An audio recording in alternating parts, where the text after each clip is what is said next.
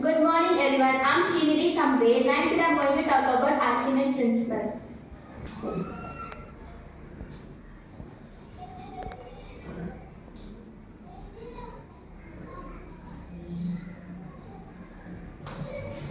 Archimedes Principle. He is a very good scientist and mathematician. In maths he has been created lots of theorem, and in physics he has been created lots of principle and law. Today I am going to take a topic of Archimedes Principle, which is also known as buoyancy. So I have a glass which has water in it. So I have a spring balance.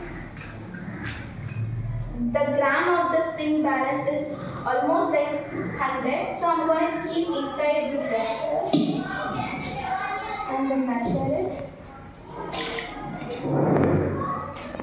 It has been varied the grams. There is a famous formula for this, that is Fp is equal to PVG, and this is the most fundamental law in physics, and it is most common law. It has been implemented in various fields like aeroscience, natural science and law. Thank you.